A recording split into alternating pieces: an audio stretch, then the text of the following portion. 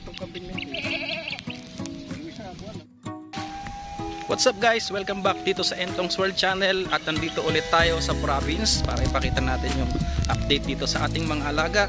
So samahan niyo ako for today. Let's go! Hello guys! Good morning po sa inyong lahat. So andito tayo sa province para ipakita natin yung update sa ating mga alagang kambing. So andito tayo ngayon sa ating isang inahin na si Ilong at nakapastol sila dito sa ating bukid. So kakatapos lang ng ulan kagabi. Kung makikita ninyo yung mga damo, berdeng-berde na naman at nagsisitubuan na naman. So, ngayong Mayo, ito yung season na kung saan ay mag-i-start yung tagulan.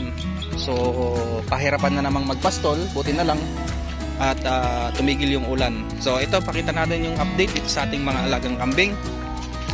And andito na yung ating mga bisiro. So, kung makikita ninyo, itong dalawang to, magkaedad lang yan. Pero yung height nila, malaking diferensya. So ayan, mas maliit itong nandito sa kaliwa compared dun sa kanan. Ito yung anak ni Mick. Ito yung brown na to. Ayun yung nanay niya. Tapos ito yung anak naman ni Ilong. So ang laki oh.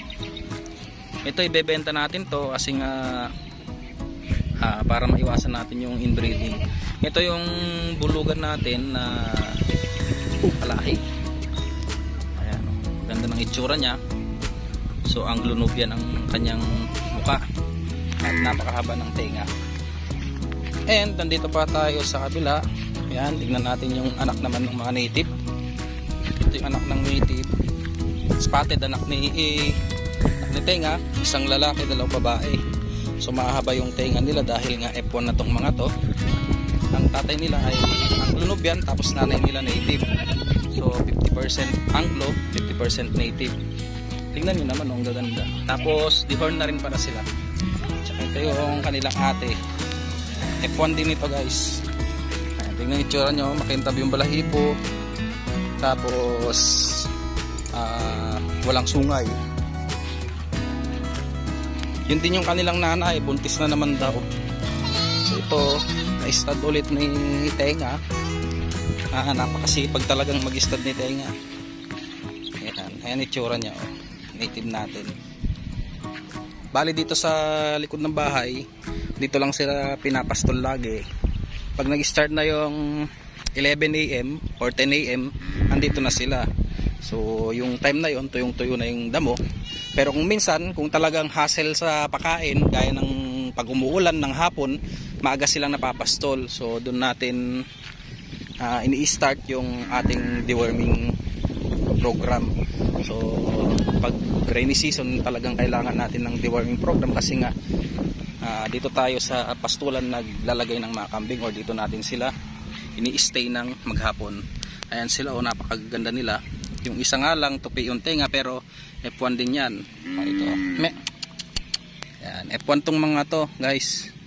So triplets line.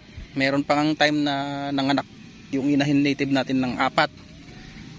Kaso nga lang nung nanganak noon rainy season, napabayaan natin, di natin napurga. Pero sa ngayon, itong mga to ay na-deworm na natin. Kung mapapansin niyo yung mga balahibo nila, kumikintab na. Ayan sila. Oh, napakaganda oh. Oh. 'Di ba? Yung iba pa nating kambing nandun sa kabilang lote, yung mga yun magaganda rin yung nandun, hindi pa natin napakita kasi nga mainit. O, ayan sila oh. Ito yung isa naman yung dumalaga, malapit nang magland ito. Ito yung dumalaga dating nauna, medyo hindi siya ganun katangkaran unlike dito sa iba. Kasi nga ito, napabayaan natin at hindi natin napainom kaagad ng milk replacement. So dahil nga maagang na-stud yung nanay niya, nagbuntis, minsan na-stop yung milk production niya. Kaya ang nangyayari, napipilitang kumain ng damo yung mga anak nila. Pero ito ngayon ay nag-improve na. So tignan nyo naman oh. Ayan, ito pa yung isa. Pilipit yung tenga. Oh. Maamo sila dahil nga napapadede itong mga to.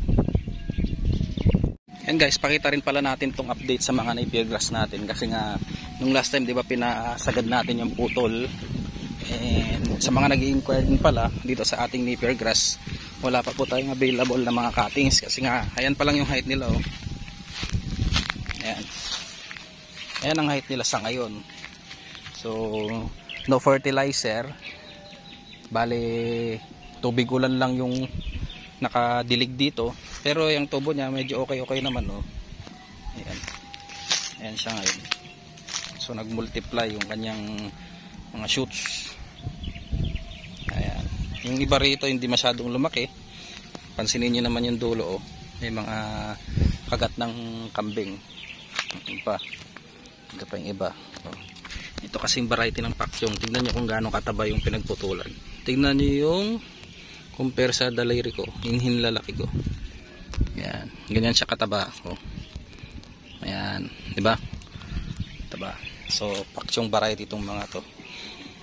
Ayan, pakita pa natin yun sa may bandang harapan para makita niyo yung update. Bali guys, ito yung nagputulan doon oh, ang dami. Hindi na natin binenta kasi nga mapapayat na yung bandang dulo dahil napabayaan. Paano ba? Ayan. Sa banda rito, hindi na maganda yung tubo niya kasi parang maglilimang taon na to eh. Pero yung bandang gitna, ayun maganda yun. Doon yung part na nakatabi sa punso. So yun yung napansin natin. Yung nakatabi sa punso or yung bahay ng anay, maganda yung tubo. Ito pa yung iba oh. Diba? So yan ang kagandahan ng Napier grass. Hindi siya basta-bastang namamatay. And mamaya papakita pa pala natin yung iba nating tanim, like yung mulato and yung mombasa. Yung mombasa ang ganda rin ng tubo ngayon. So ang plano natin doon is lalagyan natin ng mombasa dito sa area na to. Kasi rainy season, sasamantalahin natin. At saka yung mombasa, napaka daling buhayin din. Parang din siyang Napier grass. Ang kagandahan lang nun, wala siyang stem or yung pinaka puno niya ay payat. So malambot, hindi siya gaya ng Napier na yung pinakapuno ay kailangang panggilingin. Ayan. Lapitan pa natin tong ibang Napier natin, especially nandito. Dito tayo nakuha ng cuttings before eh. Maganda yung tubo rito. Ayan. Ayan. Ayan.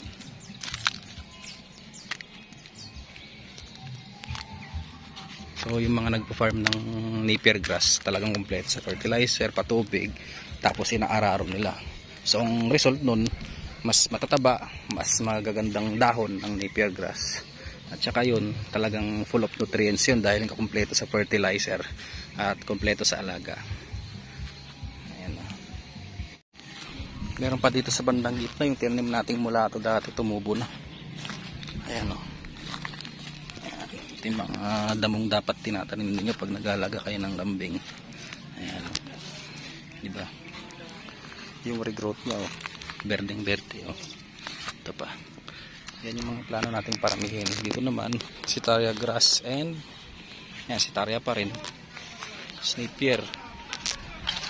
Kita pa natin yung bandang harapan dahil andun yung ating mombasa at mulato.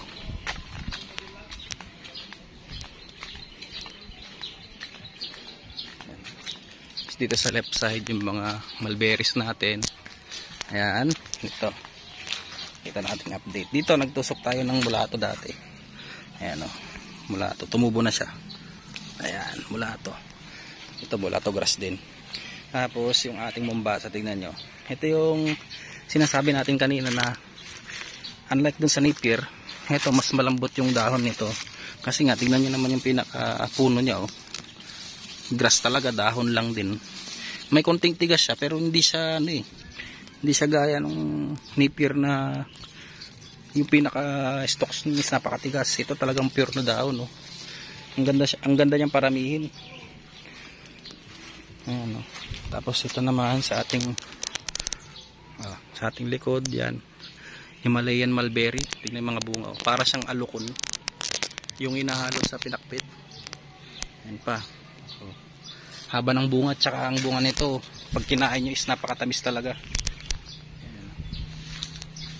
Alright, punta tayo dito sa ating mulato. Ito na harvest natin mga 2 to 3 weeks agwata nung last time umuwi. Ngayon tumutubo na oh. Ayan, ayun yung tubo niya. Oh, ang ganda. Diba? Hindi pa natin to nalalagyan ng fertilizer, pero ang gaganda pa rin ng tubo. Ang ganda kasi ng mga ganitong grass pag yung may mga alaga talaga kayo. Yung iba, pwede rin nilang ipakain sa mga to, sa mga manok. I-chop ninyo. Ayan, ang ganda. Iba nating mga alagang manok. Ayan. Yung ibang mga bonsai pala natin, kinulong natin, yung iba dito nakawala. So yung mga selected natin na breeders, ibibreed natin dahil nga gusto ulit nating mag-umpisa sa pag-aalaga ng chabo. Itong mga alaga natin dito is Japanese Bantam itong mga to. So halo-halo na yung kulay. Ang next target natin is gusto nating mag-alaga naman yung mga Thailand chabo. Dahil yung Thailand chabo, ang laki ng difference talaga dito sa Japanese. So yun, mas maganda kasing tignan yung ano nun, yung form niya. Mga show type talaga. Nila. Hindi ito yung iba nating chabo. Ayan. Ito yung mga tinabi natin dito sa kulungan. Mga oops, hirap buksan. Ayan, yung mga selected natin na breeders. Medium legs nga lang to. Tapos itong iba is short legs. So possible din naman maglabas to ng short legs. Hindi siya ganun ka-quality, pero at least may alaga tayo for beginners lang. So tinatarget natin, parami natin tong mga chabo natin. Ayan, tingnan niyo yung mga palong nila, pulang-pula na. Bago tayo kasi umalis dati, kinondisyon natin. So ang ginawa natin, bacterial flushing. Sigaw. Bacterial flushing, tapos supplements. Ayan, ang gaganda nila. Kahit mga ano lang sila, hindi sila yung mamahaling bantam. Ang ganda rin.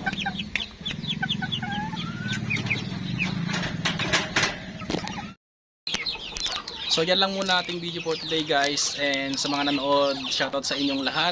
See you next vlog, guys, and update ko kayo dito sa ating kulungan next time dahil may mga idadagdag tayo rito. So yung iba dito magbabawas tayo pero may mga idadagdag tayo. And shoutout sa inyong lahat. Kita-kita po ulit tayo next vlog. Bye bye.